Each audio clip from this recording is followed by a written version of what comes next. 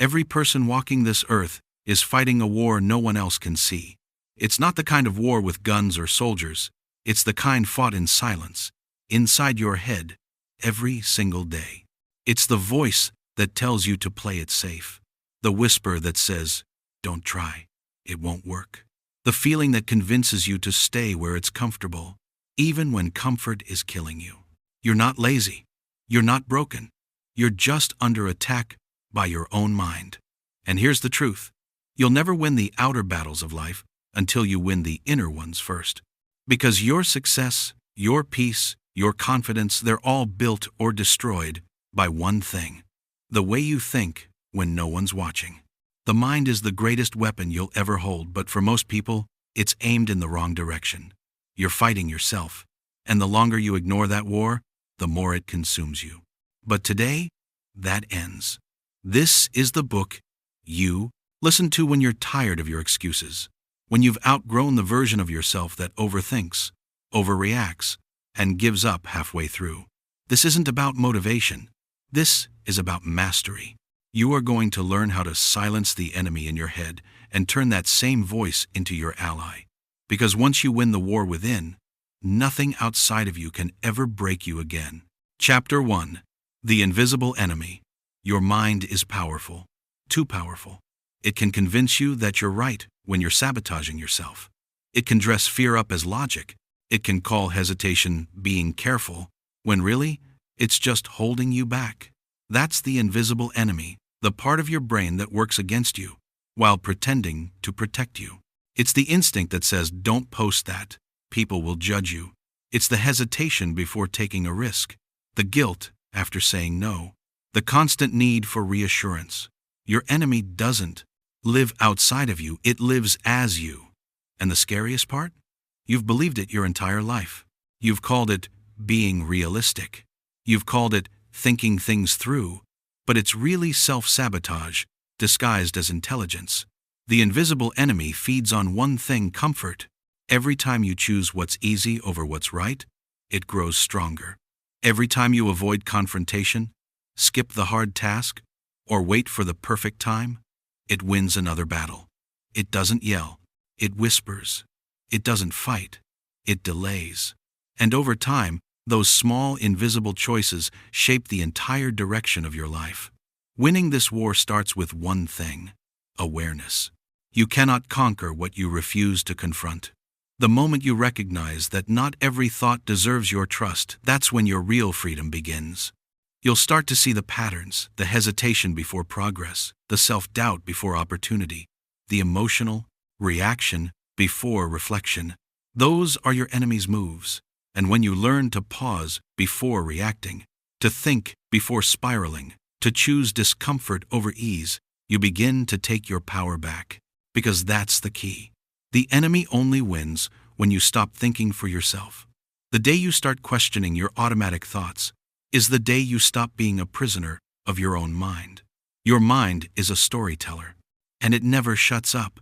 It builds entire movies in your head about things that haven't even happened yet, conversations that never took place, problems that don't exist. You replay mistakes, rewrite the past, and overanalyze every choice until you're paralyzed. That's the trap of overthinking. You mistake analysis for action. You think the more you plan, the safer you'll be. But the truth is, overthinking doesn't protect you. It drains you. It steals your peace before the problem even arrives. The human brain evolved to solve danger, not daydream about disaster. Thousands of years ago, it kept you alive. Today, it keeps you afraid. You're no longer running from lions, you're running from your own imagination. The danger isn't out there anymore, it's in here, in your thoughts, in the mental spirals that start with "what if" and end with "why can't I ever relax?" You're carrying too much. Your mind is supposed to be a tool, but you've made it a prison.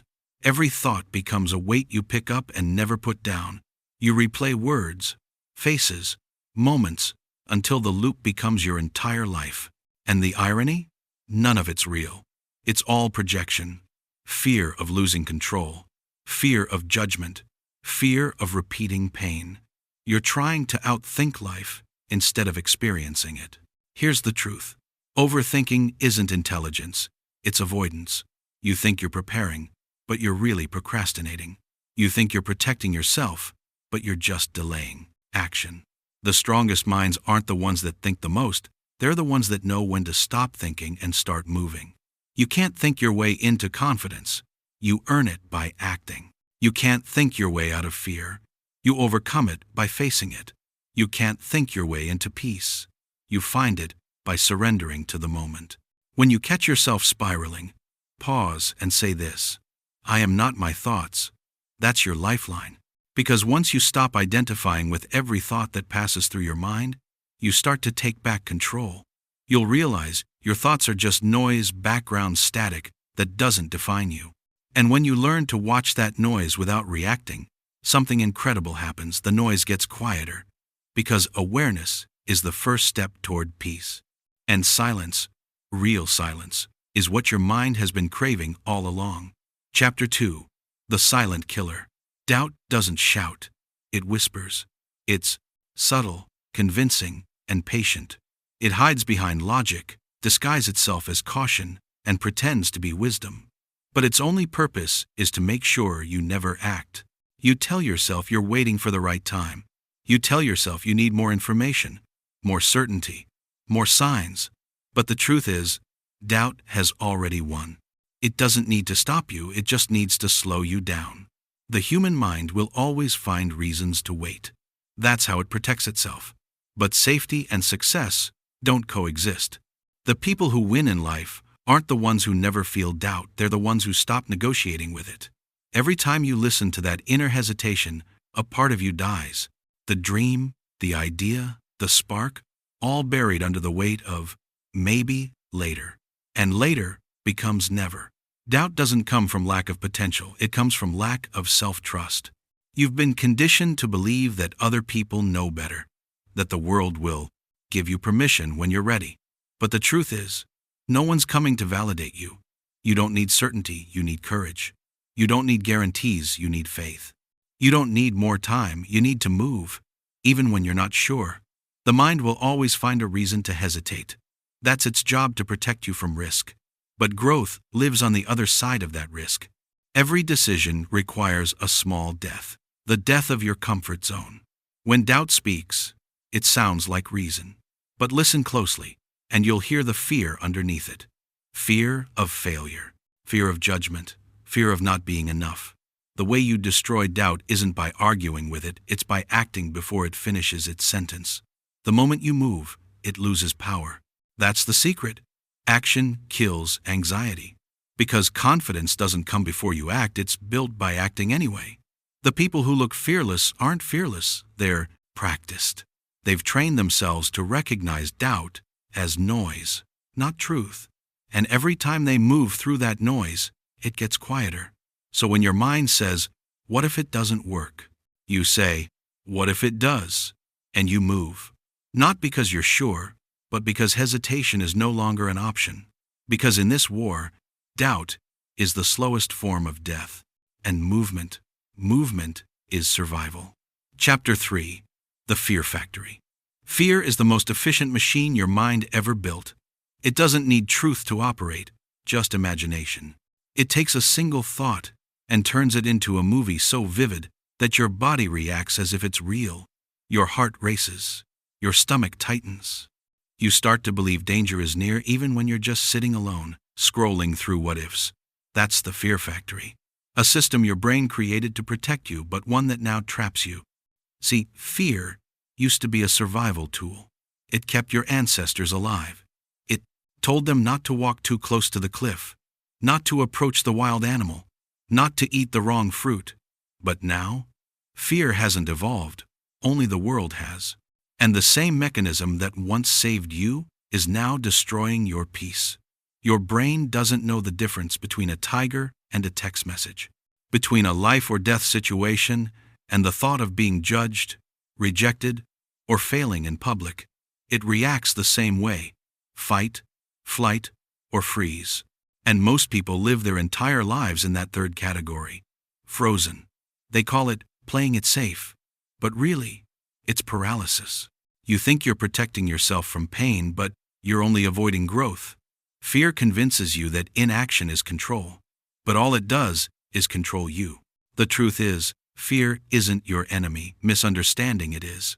Fear isn't meant to stop you, it's meant to signal you. It's your mind's way of saying, we're stepping into something unfamiliar. And what's unfamiliar is exactly where growth hides. So how do you stop fear from running the factory? You don't destroy it, you retrain it. You teach your brain that discomfort isn't danger. That anxiety before action isn't a warning, it's a compass. Because fear always points toward the thing you need to do most. You'll feel it before every big decision, before every conversation that matters, before every moment that could change your life. That trembling, that hesitation, that's your body saying, here lies transformation. And the difference between the people who stay stuck and the ones who evolve? It's not that one has less fear, it's that one stopped obeying it. Fear will never disappear. It will just get quieter when you stop giving it authority, when you act anyway, when you start seeing fear as fuel instead of a stop sign. So the next time you feel that knot in your stomach, pause. Don't run. Don't retreat. Don't numb it. Breathe through it. Because that's your invitation. That's your next level calling you forward. The fear factory can't control you if you stop working for it. And the moment you understand that fear is just proof you're growing, you stop hiding and start living. Chapter 4: The Addiction to Comfort. Comfort is seductive. It whispers, you've worked hard enough. You deserve to rest. You'll try again tomorrow. And at first, it feels harmless, even deserved. But slowly, comfort becomes a cage disguised as peace. Every time you avoid discomfort, you reinforce weakness. Every time you choose easy over necessary, you dull your edge. And over time, you start to crave ease more than progress, validation more than growth, and pleasure more than purpose. That's how most people lose the war within. Not through pain or tragedy, but through comfort. Because comfort doesn't destroy you all at once, it erodes you in silence. You don't even realize you're slipping until you wake up one day, unmotivated, uninspired, and unable to remember the last time you truly felt alive. The addiction to comfort is worse than any drug because it doesn't feel like destruction. It feels like safety. It feels like balance. It feels like a reward until you realize you're rewarding yourself for staying the same. Your mind loves routine, familiarity, predictability. It calls it peace, but it's really paralysis. You say you want change, but you cling to everything that keeps you from it. The same schedule, the same habits, the same excuses. Comfort isn't the enemy. Attachment to it is. There's nothing wrong with rest. But when rest becomes your default state, you're not resting, you're retreating. You can't build strength in comfort. You can't sharpen focus in comfort. You can't develop discipline in comfort. Because comfort is where potential goes to die quietly. The people who rise above mediocrity have one thing in common. They stopped worshiping comfort. They learned to treat discomfort like a gym for the mind. Every rep of resistance makes them stronger. Discomfort teaches you what you're made of. It shows you where your limits really are. And every time you choose to lean into that resistance instead of avoiding it, you grow. So ask yourself, when was the last time you were truly uncomfortable? When was the last time you did something that scared you, challenged you, or made you question your limits? If you can't remember, that's the problem. You don't need more motivation, you need more resistance. Because resistance is what wakes the warrior in you back up. Comfort will tell you it's keeping you safe. But what it's really keeping you from is evolution. And once you see that clearly, you'll realize that your comfort zone was never designed to protect you. It was designed to contain you. The illusion of control. Control feels safe. It's the illusion that if you can predict everything, nothing can hurt you. That if you plan far enough ahead, nothing can surprise you. But life doesn't reward control, it rewards adaptation. The truth is, control is rooted in fear. You don't crave control because you're confident you crave it, because you're terrified of uncertainty. You think if you can manage every detail, every person, every outcome, you'll finally relax. But control doesn't create peace, it kills it. You can't control how people treat you. You can't control what life takes away from you. You can't control timing, luck, or loss. But you can control how you respond. And that's the only control that ever mattered. The illusion of control keeps your nervous system on high alert. You plan, overthink, and anticipate disaster. You live in a constant state of mental tension, waiting for the next problem, never realizing that the problem is your need for control itself. Every plan becomes a cage. Every expectation becomes a disappointment. Because the tighter you grip life, the less you actually hold. Control feels like order, but it's really anxiety in disguise. It keeps you rehearsing pain before it happens, imagining betrayal before it exists, fearing loss before it comes. And what's worse, all that mental rehearsal makes you live the pain twice. Freedom begins when you let go. When you stop trying to force outcomes and start flowing with reality as it is, not as you wish it to be. You stop resisting life, and you start experiencing it. Letting go doesn't mean giving up. It means accepting that control was never yours to begin with. It means understanding that peace doesn't come from managing every situation, it comes from mastering your reactions. The strongest people don't have control, they have clarity. They know what's theirs to carry and what's not. They know that their energy is precious, and control wastes it. You don't need to control everything to be safe. You just need to trust yourself to handle whatever comes. That's real control, not over life, but over the way you move through it. Because when you stop fighting for control, you start living from power. And in that surrender, you discover something deeper than certainty. You discover peace. Chapter 5. The Loop of Self-Sabotage. You've felt it before, that strange moment. Right before everything starts going right. You're doing better. You're consistent. You're seeing results. Then, suddenly, you stop showing up. You skip a day. You make an excuse. You pull back, and you don't even know why. That's not laziness. That's self-sabotage. It's the mind's defense mechanism against success. Because success isn't familiar, and the brain loves what's familiar, even if it's pain. Self-sabotage is how your mind keeps you in the same emotional climate you've always known. If you've spent years around disappointment, struggle, or chaos, your brain starts to equate that chaos with comfort. So when peace arrives, it feels wrong. When things go well, it feels unsafe. And unconsciously, you find ways to mess it up just to return to what feels normal. You say you want better, but part of you fears it, because better demands change, and change threatens the old version of you that your mind still clings to. You've made an identity out of struggle. So when struggle disappears, you lose the script. And instead of writing a new one, you fall back into patterns that recreate the old story. Procrastination, toxic habits, emotional outbursts, excuses dressed as logic. That's the loop. And the more you repeat it, the deeper it embeds itself into your identity. You start believing that chaos follows you, when in reality, you've been summoning it. But here's the truth.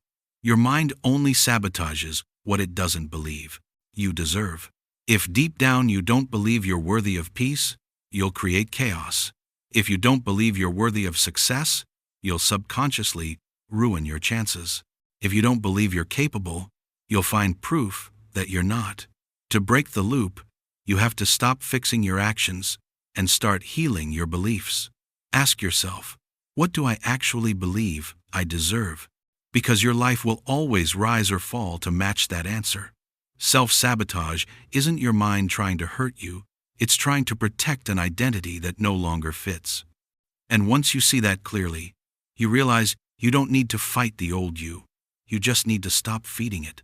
Each time you choose discipline over distraction, truth over comfort, consistency over chaos, the loop weakens.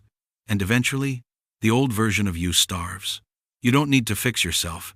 You just need to stop abandoning yourself every time you start to grow. Because the war within only ends when you decide that your peace is no longer negotiable. The emotional battlefield. Your emotions are not your enemy. But when you let them command you, they will destroy your discipline faster than any distraction ever could. This is the battlefield where most people lose the war within, not because they're weak, but because they never learned how to separate what they feel from what they do. Emotion is energy. It's movement. It demands expression. But maturity mastery is learning how to hold that energy without letting it leak out in every direction. You don't need to suppress your feelings. You need to understand them. Because when you understand them, you stop being controlled by them. You'll never eliminate emotion. You'll never silence anger, fear, or doubt completely. But you can learn to stand still in the middle of them, to respond, not react. That's emotional control. Not pretending to be unbothered, but refusing to let temporary emotions make permanent decisions. When you react, you give away your power. You let the world dictate your behavior. You become predictable, easy to provoke, easy to manipulate, easy to break. But when you respond slowly, calmly, with purpose, you become dangerous. Because control equals power. And calmness? Calmness is the ultimate weapon. The mind will try to convince you that reacting fast means strength. But reaction is weakness in disguise. It's surrender to impulse. It's proof that you haven't mastered the pause between thought and action. In that pause lies your freedom. That's where emotional discipline lives, in the space where your feelings beg you to speak, to lash out, to quit. And you don't. You breathe. You watch. You decide. Anger doesn't ruin lives. Unregulated anger does. Fear doesn't destroy dreams. Fear-driven decisions do. Sadness doesn't break you. Attachment to it does. The emotional battlefield isn't about winning against your feelings. It's about learning to walk through the storm without letting it decide where you go. So the next time you feel that surge of anger, of fear, of guilt, don't fight it. Observe it. Name it. Understand that it's not truth, it's energy passing through. You can't stop the waves, but you can learn how to surf them. Because emotional discipline isn't about being numb, it's about being untouchable. And once you master your emotions, the chaos around you loses its power. That's how warriors move, not through control of the world, but control of themselves. Chapter 6. Pain is the process. Everybody wants to grow until they realize growth hurts. We glorify transformation, but nobody talks about the cost. Nobody tells you that evolution isn't pretty, it's painful. It's uncomfortable. It demands you shed pieces of yourself you thought you needed. Pain is not punishment. Pain is information. It's your mind and body saying, this part of you can't come with us. But instead of listening, most people resist.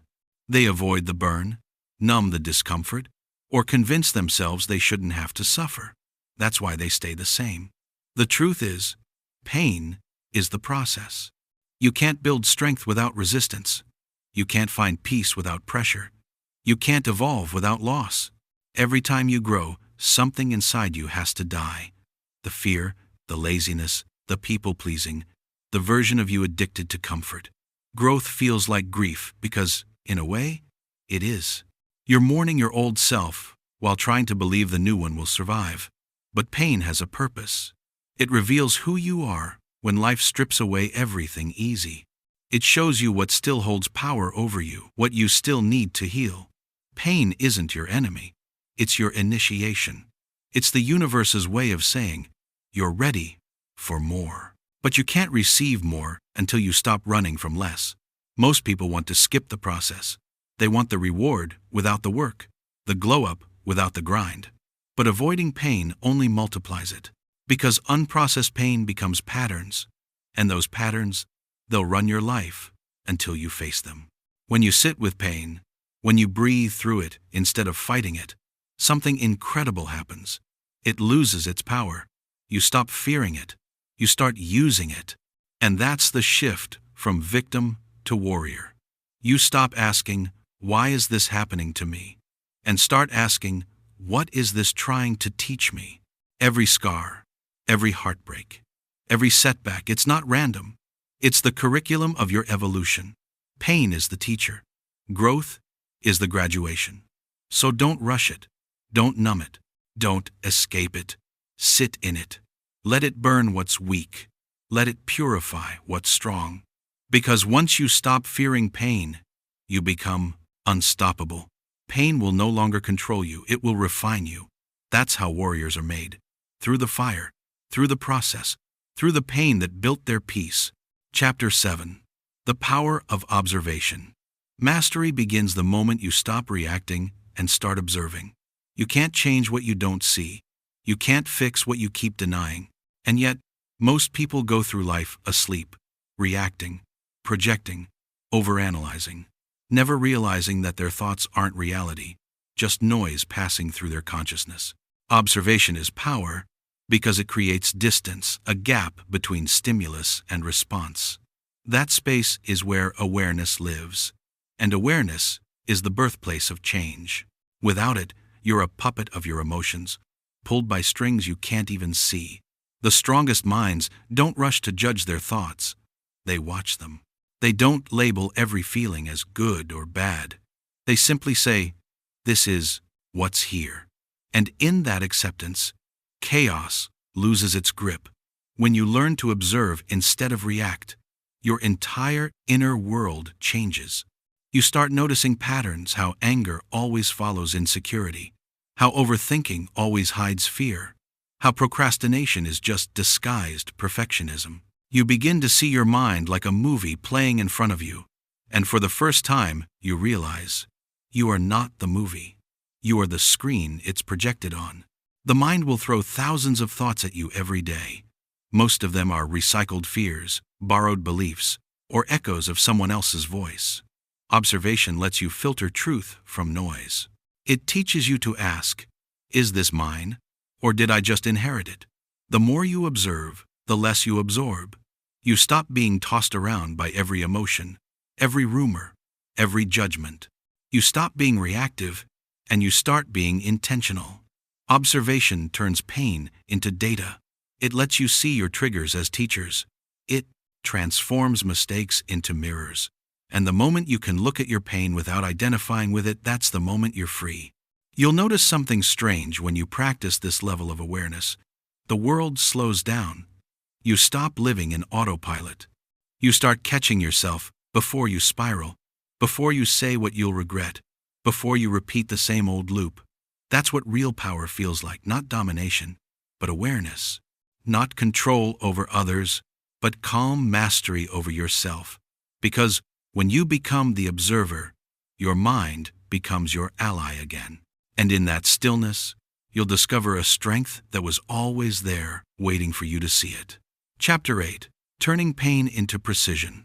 Pain isn't the end of your power, it's the beginning of your clarity. The moment you stop running from pain and start studying it, it becomes your greatest teacher. Pain is feedback. It's data. It's direction. It shows you exactly where your limits are and what's holding you back from breaking them. Every setback, every heartbreak, every rejection, they all contain information. But most people never get that far because they're too busy trying to escape the lesson. They numb the pain, distract themselves, or pretend it didn't happen. And in doing so, they throw away the wisdom that pain was trying to deliver. Pain sharpens perception. It burns away illusion. It forces you to see things and people exactly as they are. When you're comfortable, you overlook the small details. But when you're hurting, your vision becomes surgical. You start seeing patterns. You start connecting dots. You start noticing what your peace can no longer afford to tolerate. That's precision, the ability to move with purpose, because you've learned through pain what truly matters. Think about it. Pain shows you what's real. It exposes false friends, weak boundaries, and lazy habits. It teaches you what peace feels like by showing you its opposite. Without pain, you'd have no contrast, no reason to change, no growth. So stop asking, "Why did this happen to me?" Start asking, "What is this trying to refine in me?" Because every painful moment carries an assignment to reveal a truth, to strengthen a weakness, or to redirect your path. That's how warriors evolve, not by avoiding pain, but by converting it. They take betrayal and turn it into awareness. They take loss and turn it into discipline. They take heartbreak and turn it into higher standards. Every wound becomes a weapon when you stop pitying yourself and start paying attention. You stop bleeding emotionally, and you start bleeding purpose. Pain teaches precision because it removes what's unnecessary. It kills delusion. It purifies focus. It simplifies your mission down to what's essential. so let it. Let pain show you what's fake, what's fragile, what's finished. Let it burn off. The parts of you that were built for survival, not success. Pain is the sculptor of strength. It doesn't destroy the real you, it reveals it. And once you learn to see pain as feedback instead of failure, you'll never fear it again. You'll start seeking lessons instead of avoiding losses. Because the truth is simple. Pain refines. Precision remains. Chapter 9. Silencing the inner critic. The loudest voice in your life isn't the world's, it's your own. The critic inside your head knows every insecurity, every failure, every fear, because it was built from them. It sounds like you. It uses your tone. It pretends to protect you. But its real goal is to keep you small. The inner critic doesn't attack your effort, it attacks your identity. It says things like, "You're not smart enough. You always mess this up. You'll never be like them." And after enough repetition, you start to believe it. Not because it's true, but because it's familiar. Your mind records every moment of shame, rejection, or embarrassment, and replays it as proof. It turns your mistakes into a highlight reel and calls it your personality. But you are not the sum of your past, you are the product of your choices now. The inner critic thrives on your silence. Every time you let it speak unchallenged, it grows louder.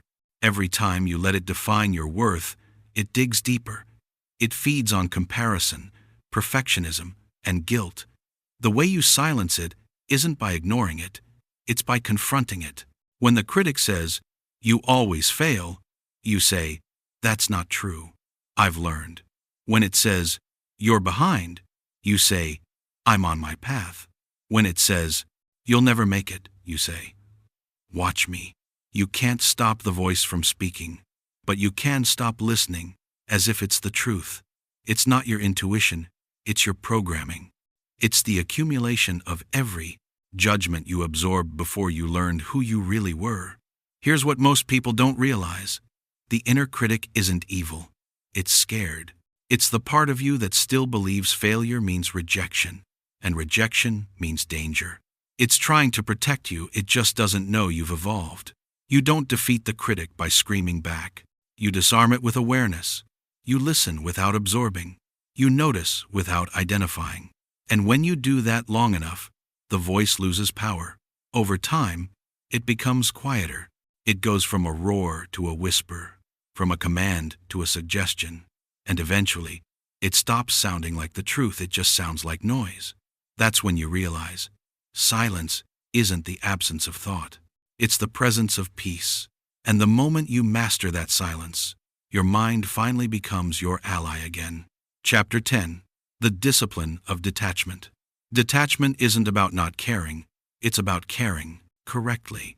It's the ability to stay centered in a world designed to pull you apart, to love deeply, work passionately, and still not lose yourself in outcomes you can't control. Most people confuse attachment with connection. They think holding tighter means loving harder. They think worrying means they care. But attachment isn't love, it's fear. Fear of loss. Fear of change. Fear of being without what makes you feel safe. Attachment says, "I need this to be okay." Detachment says, "I'm okay, even if this changes." That's the difference between peace and chaos. Detachment doesn't make you cold, it makes you calm. It gives you the clarity to see things for what they are, not what you want them to be. It lets you move with purpose instead of panic. The truth is, your mind gets addicted to control. It clings to people, outcomes, identities, anything that gives it a sense of certainty. But that same grip becomes the source of your suffering, because the more you try to hold on, the more you fear losing what you have. Real strength is the ability to release without resentment, to let go of what's slipping away instead of chasing it until you break. Because holding on to what's not meant for you only keeps your hands full when life tries to give you something better. Detachment takes discipline. It's not passive, it's practice. It means stepping back before you overreact. It means pausing before you over-explain. It means trusting that what's meant for you can't be taken, and what leaves you was never yours to keep. People who master detachment don't move with ego. They move with grace. They don't chase, they attract. They don't control, they align. Detachment isn't about doing less. It's about doing the right amount. It's knowing when to give effort and when to give space. When to speak and when silence says more. When to fight for something and when peace costs less. The mind will fight detachment because it thrives on chaos. It will convince you that letting go means losing power. But letting go is how you reclaim it. Because you can't lead your life if you're still chained to every emotion, outcome, and expectation that comes your way. When you detach, you don't lose connection, you gain control over it. You stop being pulled by everything around you and start being anchored within yourself. And that's the ultimate form of power: calm, centered, unbothered presence. Not because you don't feel, but because you've learned not to cling. That's what the masters understand. Peace isn't found in having everything go your way. It's found in knowing you'll be fine even when it doesn't.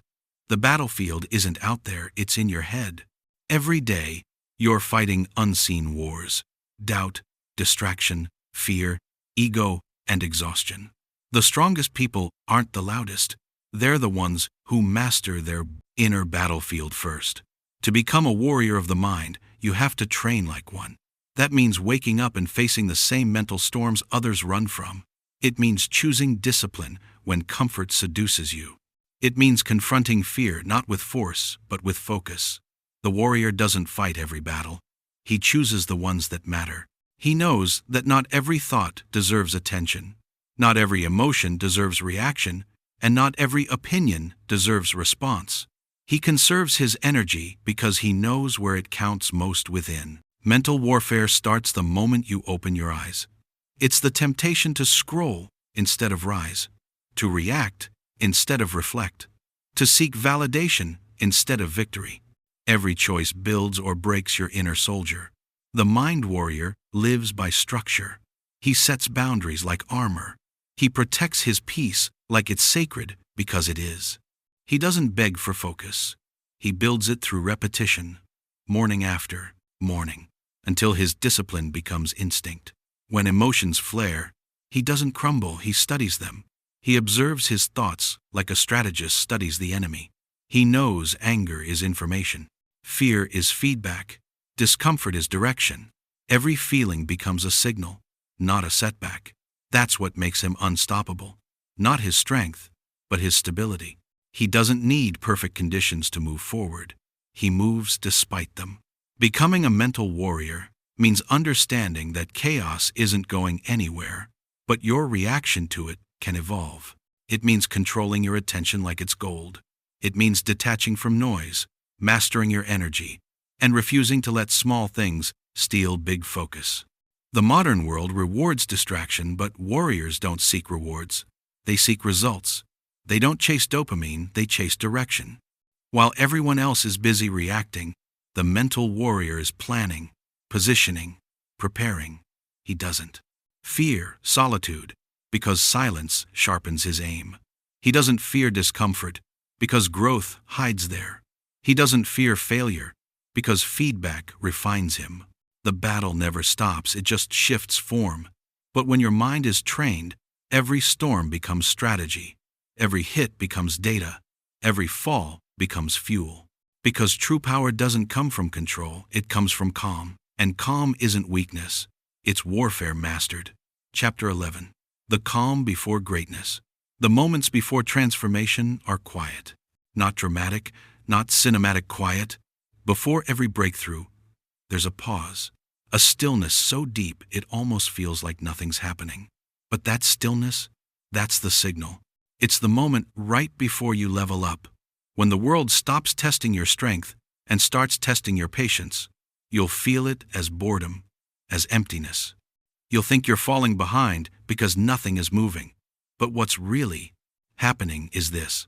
Life is aligning your next chapter. And it won't rush just because you're anxious. The calm before greatness feels like being forgotten.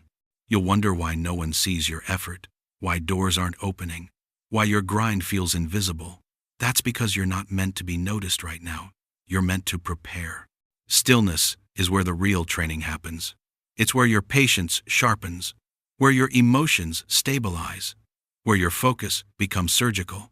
Everyone wants success, but few are built for silence. Most people panic in the quiet. They fill the void with noise, distraction, and doubt. They walk away right before everything shifts. But the ones who understand stillness, they win. They know the pause isn't punishment, it's positioning. They know calm doesn't mean nothing's happening. It means something big is forming beneath the surface. This is the paradox of greatness. It often hides in monotony, in consistency, in long stretches of invisible work, and only those who can sit in that stillness long enough earn the explosion that follows. The world celebrates the moment someone makes it. But no one talks about the years of quiet before that moment. The lonely hours, the silent mornings, the nights where doubt felt louder than dreams. That's where greatness was built. So when life goes still, don't panic. You're not being ignored. You're being refined. Still waters create deep reflections, and deep reflections create sharp minds. You can't rush what's meant to be timeless, and you can't control what's meant to grow in the dark. The calm before greatness is your preparation phase. It's the universe asking you, can you stay focused when nothing's happening? If you can, you're ready for the weight of what's next. Because when the calm ends, and it will, everything you've been waiting for will demand everything you've built. In silence, stay patient, stay grounded. The quiet is not your enemy, it's your advantage. Greatness doesn't shout. It doesn't beg for attention. It builds quietly, consistently. In rooms where no one's clapping, you've made it through the noise. You've learned what most people never will. That calm is power. That focus is freedom. That stillness is strength. Every chapter you've heard wasn't about perfection, it was about presence. The ability to stay grounded when life tries to pull you off center. To keep showing up even when you're tired, unseen, or misunderstood. That's real discipline. Not the grind that burns you out, the balance that builds you up. You don't need to do more. You need to do what matters with peace, not panic. Because the truth is, the ones who master stillness don't move slower, they move smarter. They act when it counts. They rest when it's wise. They don't chase momentum, they create it through control. So take this calm and turn it into clarity. Don't rush your process, refine it. Don't beg for peace, become it. And when the world gets loud again, remember, silence is your signal to rise higher. If this audiobook helped you reconnect with your power, don't keep it to yourself. Someone else needs this reminder too. Share it, save it, revisit it when you forget who you are. And when you're ready for your next evolution, your next discipline, your next version, I'll meet you in the next audiobook. Stay calm. Stay sharp. Your greatness is already in motion.